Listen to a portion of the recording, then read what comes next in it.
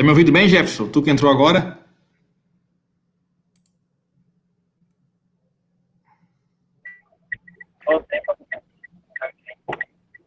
Então, ok.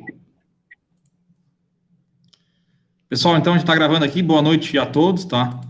Na aula de hoje a gente vai dar continuidade ao assunto da semana passada, né? Que são técnicas de transição. Então, na aula aqui de hoje, dia 2 de julho, quinta-feira, nós vamos ver um pouco sobre tunelamento, que é uma forma, são técnicas de transição na forma de tunelamento, e na aula que vem a gente vai ver técnicas de transição, tá? Então, hoje a gente vai se ater somente ao tunelamento, e depois que tem aqui experimento 4.1 e 4.2 no Core, tá? Então, a gente vai ter a nossa web, ali por umas 8 horas vocês têm tempo para estudar o material, para reler, e também já para começar a fazer o experimento 4.1, 4.2 para aqueles que têm computador e têm condições de fazer esse experimento em casa, tá? São experimentos aqui das técnicas de tradução, e é bem legal fazer um pouco prático, também tem uma explicação ali um pouco teórica dos dois experimentos, de 2 tipos de túneis, tá? Então, quem conseguir fazer, eu recomendo que façam. Então, vamos começar aqui a falar sobre as técnicas de tunelamento, tá? Se alguém tiver alguma dúvida, pessoal, aqui falam no microfone, porque eu não vou estar vendo o chat ao vivo, então não vou conseguir ver as perguntas aí pelo chat, tá? E o PDF, pessoal, é o mesmo, tá? Da aula passada, da aula de hoje, da semana que vem, é o mesmo arquivo, tá? É o mesmo PDF. Então, pessoal, as técnicas aqui de tunelamento, tá? Eles vão viabilizar que o tráfego em uma tecnologia seja transportada por meio de outra tecnologia. Então, um túnel nada mais é do que transportar uma tecnologia ou um protocolo dentro de outro protocolo, né? E são úteis quando as pilhas duplas, que a gente viu na aula passada, não podem ser usadas nos dispositivos. Durante o período de transição das redes IPv4 para IPv6, tá, essas técnicas vão ser amplamente utilizadas, porque, como a gente viu na aula passada, não vai acontecer da noite para o dia a internet virar totalmente IPv6. Então, nesse período, a gente tem que ter uma forma de comunicar redes IPv4 com redes IPv6 e vice-versa. Então, no curto prazo, vai haver um trânsito majoritariamente IPv4 entre redes IPv6. Então, no início, vai ter mais máquinas, mais servidores IPv4 do que IPv6, né? Mas, com o passar do tempo, a ideia é que tenha mais IPv6 do que IPv4. Então, vai ficar uma quantidade maior de máquinas com IPv6 e uma quantidade menor em IPv4, tá? Isso com o passar do tempo. E apesar dessas técnicas de tunelamento viabilizarem essa solução, vamos dizer, entre aspas, aí, de interoperabilidade entre as ilhas IPv4 e IPv6, lembrando que redes IPv4 não conversam com IPv6 de forma automática, tem que ter algum tipo de técnica de tradução entre elas, tá? Essas técnicas de tunelamento são vistas como um certo grau de preocupação, porque possuem um desempenho normalmente ruim e não auxiliam no desenvolvimento da internet IPv6. Por quê? Porque mantém o IPv4 nativo na internet por mais tempo, tá? Uma vez que eu tenho uma técnica que consegue fazer a conversão, a tradução do IPv4 para o IPv6, vai demorar ainda mais para que as máquinas IPv4 deixem de ser IPv4 e comecem a trabalhar somente com o IPv6. E a adoção dessas técnicas também requer investimento em recursos humanos e equipamentos. As operadoras e provedores querem aproveitar ao máximo, tá, o que já foi investido no passado, fazendo com que o IPv4 dure mais tempo do que o desejado. Porque se eu sou dono de um provedor, de uma empresa operadora, e tem muitos equipamentos que só trabalham com o IPv4 e não com o IPv6, para eu ter que trocar todos os equipamentos, para equipamentos que suportam IPv6, tá, fazer toda a configuração, isso leva tempo e também custa dinheiro, né? Então, às vezes, as operadoras, provedores, preferem criar uma técnica de tunelamento ou outra técnica de tradução IPv4 IPv6, ao invés de realmente trocar tudo e deixar tudo IPv6. Por isso que o IPv6 demora tanto para ser utilizado em larga escala, né? Porque tem muitas formas de a gente burlar ainda essa evolução. Existem dezenas de técnicas de tunelamento publicadas em RFCs e cada dia vão surgir novas técnicas enquanto outras ficam obsoletas, tá? Todas elas são soluções temporárias e a ideia é que desapareça no futuro quando a internet for totalmente IPv6, né? Então, pessoal, não tem assim uma técnica melhor e pior, tá? Depende também do cenário e cada dia tem novas técnicas e também algumas técnicas deixam de ser utilizadas, tá? Dentre as técnicas que existem, tá, a gente vai ver aqui 4, mas tem várias outras, né? Dezenas, centenas de outras. Que são o serviço Tunnel Broker, túnel manual 6/4, ou 6-in-4, túnel Teredo e o túnel Exatap, tá? Então, são 4 tipos aí de técnicas. Primeiro deles, túnel manual, ou 6/4, tá? Primeiro, fazemos aqui uma diferença entre o 6/4 e o 6-in-4. O 6/4 é um túnel estabelecido manualmente, que tem o objetivo de permitir conexão IPv6 entre dois nós, duas máquinas que estão conectadas por uma rede IPv4, tá? O túnel 6/4, então, ele é uma técnica, uma tecnologia que usa o encapsulamento 6-in-4. Então, o 6-in-4, ele é um tipo de encapsulamento e pode ser utilizado também em outras técnicas de transição que transportam pacotes IPv6 em redes IPv4. E o 6-in-4 também é conhecido como protocolo 41. Então, vocês vão ler em vários lugares quando forem nessa questão de técnicas de tunelamento, tá? O 6-in-4. Então, o 6-in-4 nada mais é do que o encapsulamento, onde a gente coloca um cabeçalho IPv6 dentro de um cabeçalho IPv4, tá? E também é chamado de protocolo 41. Tá? E o 6/4 é uma técnica de tunelamento que usa como base o 6-in-4. Assim como tem várias outras técnicas que também usam aqui o 6-in-4 como base, tá? De encapsulamento. Essa técnica 6/4, ela é na RFC 423, ela utiliza um túnel manual estabelecido entre dois nós IPv4, que é o túnel 6-in-4, para o envio do tráfego IPv6. Ela adequa os endereços de origem e destino para o IPv4, e o campo protocolo lá no cabeçalho IP recebe o valor 41, tá? Que em hexadecimal é 29. Lembrando lá naquele campinho protocolo do cabeçalho IP, tá? Do IPv6. Desculpa que eu voltei aqui. Esse tipo de túnel, então, pode ser utilizado para contornar um equipamento ou enlace sem suporte a IPv6 numa rede, ou criar túneis estáticos entre duas redes IPv6 através da internet IPv4. Então, pessoal, aqui a ideia, o que é? Eu tenho uma máquina IPv6 que quer se comunicar com outra máquina IPv6. Só que o meio do caminho, a rede entre essas máquinas, ela é uma rede IPv4, tá? Então, eu tenho que, de certa forma, fazer alguma conversão, ou tradução, ou um túnel, né, para que esse pacote consiga trafegar nessa rede IPv4. Então, o que é o 6-in-4? Aqui a gente tem o cabeçalho IPv6, o cabeçalho do canal de transporte e os dados. A mesma coisa aqui do outro lado, tá? E no meio, o que vai ter? Então, eu vou pegar esse cabeçalho IPv6 aqui, todos esses dados, na verdade, vou encapsular com outro cabeçalho IPv4. Então, eu vou ter um pacote trafegando pela rede, que o cabeçalho dele é um cabeçalho IPv4, mas internamente, tá? Ele vai ter esse cabeçalho aqui em IPv6, tá? Então, tudo isso aqui, na verdade, é como se tornasse os dados aqui do cabeçalho IPv4, tá? E quando chega no destino, aí esse cabeçalho IPv4 é removido e volta a ser somente um cabeçalho IPv6. Então, é algo bem simples, tá? Um encapsulamento 6-in-4. É pegar um cabeçalho IPv6 e deixar ele dentro de um cabeçalho IPv4, tá? A gente está encapsulando um cabeçalho a mais aí na camada de transporte. Normalmente a gente tem só um cabeçalho na camada de transporte, mas nesse caso a gente vai ter os dois, né? O cabeçalho IPv4, que vai transportar o cabeçalho IPv6 e o resto dos dados. E daí, na técnica 6/4, que usa esse encapsulamento, nós vamos ter aqui, por exemplo, uma rede que é IPv6 aqui em São Paulo e uma rede que é IPv6 no Rio de Janeiro. Só que na comunicação entre essas redes, tá? A internet, ela é IPv4, então não tem como fazer uma comunicação direta, né? Então, aqui nesses roteadores, tem que ser criado esses túneis com essa técnica 6/4, tá? Desculpa, o túnel não, fazer esse encapsulamento 6/4, para que aqui, quando o pacote saia desse roteador, ele saia com cabeçalho IPv4, tá? Então, vai passar todo aqui na rede IPv4, chegando aqui nesse roteador no Rio de Janeiro, é só remover o IPv4, aí a gente vai voltar para o cabeçalho IPv6, que está dentro do IPv4, e aí a rede vai conseguir se comunicar normalmente, tá? Então, são técnicas, na verdade, são simples, tá? É só encapsular um protocolo IPv6 dentro do IPv4, tá? E é utilizado aqui nesses casos, quando as duas pontas são IPv6 e no meio do caminho eu tenho uma rede IPv4. Entenderam a ideia aí? Tranquilo?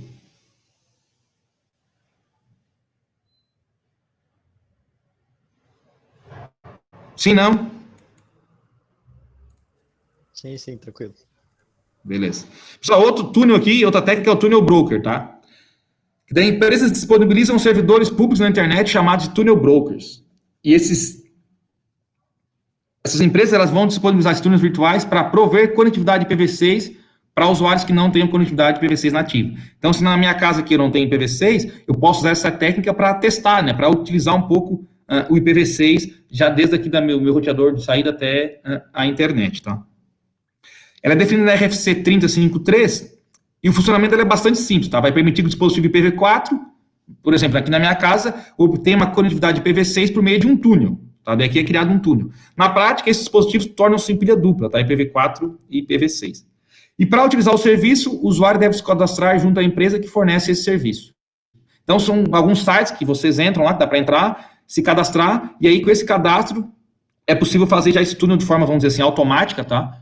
Na rede de vocês. Aí, da casa de vocês, vocês conseguem utilizar uma conexão IPv6. No Brasil, o único túnel broker que possui um ponto de presença, um POP no Brasil, é o 6XS, tá? E tem outro túnel broker também que pode ser utilizado, gratuito, que é americano, que é o Ricane Electric, tá? Então, você pode botar no Google aí tanto o 6XS quanto o Ricane Electric, vocês vão ver que tem lá um passo a passo para vocês fazer o cadastro. Aí tem algumas informações que tem que passar da máquina de vocês, né, do roteador, tá? Para que esse túnel seja criado. Aí é criado por esse serviço, né? Por ter um POP aqui no Brasil, é recomendado utilizar o 6XS por ter um desempenho melhor, né? Uma vez que daí essa túnel, ele vai ser criado aqui por equipamentos que estão aqui no Brasil, né? Já esse Hurricane, como é americano, o túnel é criado lá nos Estados Unidos. Então tem que ir o pacote até lá nos Estados Unidos e de lá que ele vai ter o acesso daí IPv6, né? E a utilização desse túnel brokers, é recomendada para usuários que querem testar o IPv6 ou começar um processo de implantação em suas redes, mas cujos provedores de acesso à internet ainda não oferecem suporte ao novo protocolo. Acho que na aula passada o Murilo tinha perguntado, não sei se o Murilo está aí ou não, mas ele tinha perguntado, acho que ele não está, se teria como fazer o teste, tá? Então eu disse que na aula de hoje a gente ia falar um pouco. Então é o túnel broker, tá? Para quem quiser dar uma pesquisada depois ali e testar em casa, dá para fazer, tá? Então aqui a ideia que eu tenho lá na minha casa, enfim, eu faço aquele cadastro no serviço, tá? E apesar aqui de a minha rede ser IPv4, aqui o meu pacote vai ser encapsulado como IPv4, usando aqui o 6in4, né? Então vai sair aqui um IPv4, mas dentro o meu pacote vai ser IPv6, então a minha máquina vai criar um pacote IPv6, só que esse túnel vai sair encapsulado no IPv4, e depois aqui do túnel broker para frente, o pacote é só todo IPv6, tá? Então aqui para o usuário de casa, é como se a gente estivesse realmente utilizando o IPv6, tá? Os pacotes já saem com o endereçamento daí IPv6, ok?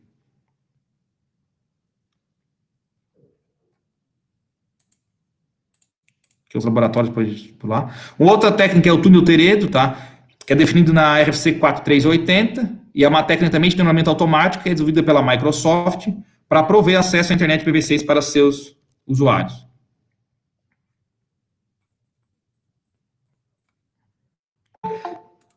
Espera aí que entrou aqui alguém agora.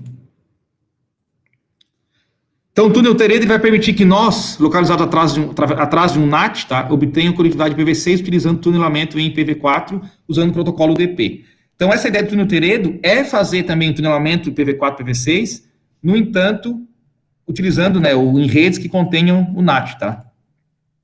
Ela possui um prefixo reservado 2001 2.000/32, ou seja, tem um prefixo específico no IPv6, tá, que é reservado para essa técnica de tunelamento, e funciona com base em servidores públicos localizados na internet IPv4. Tá? Então, o funcionamento do Teredo. Inicialmente, é um procedimento de negociação do túnel com servidores públicos localizados na internet, para que seja criado esse túnel entre o usuário e a internet, e posteriormente, então, vai ser feito caminhamento do tráfego para relés públicos que executam pilha dupla. Os servidores públicos e os relés são elementos distintos, então o desempenho do Teredo é um pouco ruim, tá? Pessoal, os relés são os equipamentos ali que vão fazer o envio, né? Tanto de IPv4 quanto IPv6, tá? Normalmente eles trabalham em pilha dupla, então eles são responsáveis por encaminhar um pacote aí na internet. Então aqui pela figurinha dá para ver que o túnel Teredo é um pouco complicado, né? Porque tem vários passos, ó. Primeiro que o cliente, Windows, né? Ele vai fazer uma requisição para o servidor Teredo, por exemplo, que ele quer acessar aqui um servidor web. O terceiro passo, o servidor web vai passar uma requisição para o relé Teredo, que vai devolver para o servidor Teredo, e depois vai devolver aqui através do NAT para o cliente do Windows. E só aqui, a partir do passo 6, na verdade, que o túnel estaria pronto, tá? Então, daí aqui no passo 6, 7, 8, seria feita a comunicação aqui, IPv6, entre o cliente e a internet, tá? Mas tem todo um procedimento aqui inicial para a criação desse túnel. Então, como tem aqui vários passos, ele acaba sendo um pouco ruim o desempenho, tá? E a ideia da Microsoft em desenvolver o Teredo era substituir o 624, que era uma outra técnica de tunelamento, permitindo o uso dessa técnica em ambientes que possuem um NAT, tá? Lembrando sempre, pessoal, a ideia é que quando tiver IPv6 não existe mais NAT, né? O NAT seja eliminado. A utilização então não é recomendada porque não é muito eficiente, como a gente viu, tem vários passos ali só para criar o túnel, tem muitas falhas e problemas de segurança. E por fim a gente tem o túnel ISATAP, que é da sigla aqui ISATAP, Intra-Site Automatic Tunnel Address Protocol, que é definido na RFC 4214, e é uma técnica de tunelamento também automático, assim como o túnel Teredo. Ela é útil para ambientes corporativos, tá? Vão possuir redes internas IPv4, ou seja, tem uma empresa lá que tem redes internas de IPv4, e eu tenho um trânsito na internet IPv6 nos roteadores de borda. Por exemplo, meus roteadores de borda se comunicam com outros lugares utilizando a rede IPv6, protocolo IPv6. E a rede interna, então, continua operando com IPv4. Então, internamente, a gente tem IPv4, mas o trânsito entre as redes aqui externas são em IPv6. Então, o túnel vai permitir a comunicação com os hosts IPv6 na internet. Essa técnica só pode ser usada em redes internas, porque não existe a figura de nenhum relay público na internet, tá? Então, diferentemente da outra técnica ali do Teredo, é só para redes internas, tá? Eu não posso usar isso também em redes externas, tá? Em redes públicas. E a necessidade, então, da existência de um roteador de borda que vai executar a pilha dupla. Então, aqui no túnel ISATAP, a gente tem aqui internamente uma rede IPv4, e aí meu roteador de borda aqui, ele vai ser responsável, então, para fazer esse tunelamento externo usando a internet IPv6, tá? E aí tem um endereço IP específico para essa técnica ISATAP. Assim como o Teredo também tem um endereço reservado, essa técnica também é que tem um endereço, uma forma de criar um endereço, né? O endereço do túnel, então, é definido a partir do IPv4. Os primeiros 64 bits do endereço são um prefixo IPv6. Então, lembrando, esse túnel, como é um túnel IPv6, né? O endereço aqui tem que ser um endereço também IPv6. Então, os primeiros 64 bits do endereço IPv6, do túnel IPv6, vai ser o prefixo IPv6. Os 16 bits seguintes, eles podem ser 200, que vai identificar que o IPv4 é público, ou 000, que vai identificar que o IPv4 é privado. E os outros 16 bits vão ser sempre 5EFE. Esses bits aqui, que são 4 hexadecimais, eles vão identificar a técnica ISATAP. Então, quando a gente tem esses 16 bits com esses valores, a gente sabe que é uma técnica ISATAP. E os últimos 32 bits que faltam, né, para completar os 128, vai ser o endereço IPv4 que a gente vai usar aqui no caso do cliente, tá? Então, nessa figurinha aqui, se vocês forem ver, tá 2001, DB8, café, 2.0, 5FE, e aqui o endereço IPv4. Claro que isso aqui é só uma forma para nós identificar melhor o endereço, tá? O jeito que o endereço é formado. Mas, na prática, isso aqui é tudo binário, né? Vai ser aqui transformados nos 128 bits. Então, aqui a gente tem, de novo, um esqueminha aqui. Os primeiros 64 bits é o endereço IPv4. Os primeiros 64 bits. Depois, os 16 bits aqui vão ser 00 se for privado ou 200 se for público. Esses outros 16 é 5EFE sempre, esses 4 hexadecimais, para identificar que isso aqui é uma técnica ISATAP, tá? E, por fim, os últimos 32 bits é o próprio endereço IPv4 da máquina, tá? Pessoal, essa aqui, então, foram aqui 4 técnicas, tá, de tunelamento que a gente vai ver na aula de hoje. Eu vou abrir aqui os 2 laboratórios da apostila, para quem depois quiser fazer aí, tá, em casa.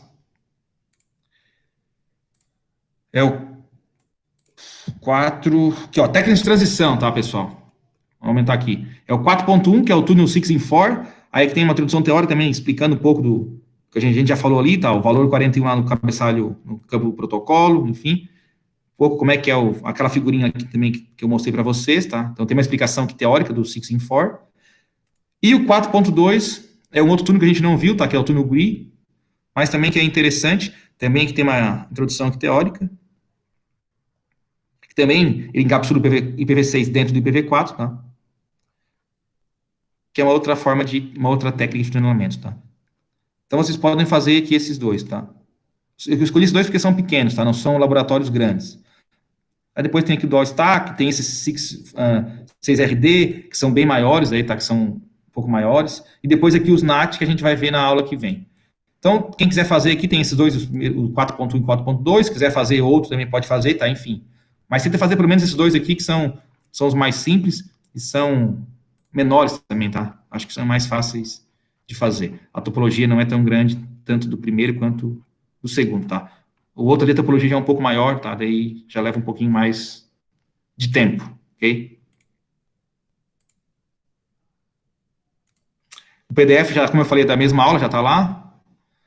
Quem quer a máquina virtual ainda não tem, tá? A apostila, na primeira aula, lá no SIGA está cadastrado, o link da máquina virtual e o link da apostila, tá? Lembrando que dentro da máquina virtual, lá já tem o core, já tem tudo pronto, as topologias, tá? É só questão de configurar lá os experimentos, ok? Vou parar aqui a apresentação. Pessoal, alguma dúvida? Todas? Aconselho quem realmente tem condições de fazer no Core, tá, pessoal, que façam, que daí vocês vão entender melhor o que a gente está conversando, tá? Na hora que vocês vejam ali daí no Wireshark, o encapsulamento, vocês vão ver que tem o IPv4 e vai ter daí numa outra, na mesma camada ali, mas o IPv6 e depois o IPv4, vocês vão ver como é que funciona realmente essa ideia de transportar um pacote de um protocolo dentro de outro protocolo.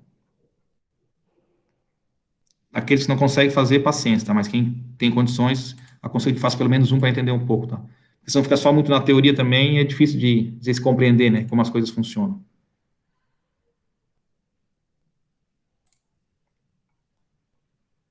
Senhores, tem alguém aí? Tá tudo tomando cerveja, vendo TV? Quem dera que estivesse tomando cerveja. Kellen,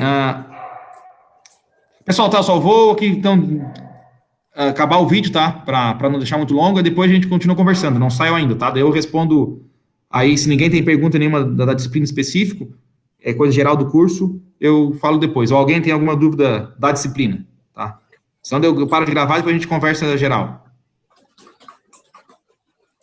Olhem agora ou cale-se para sempre. Tá, então eu vou interromper aqui. Boa noite a todos.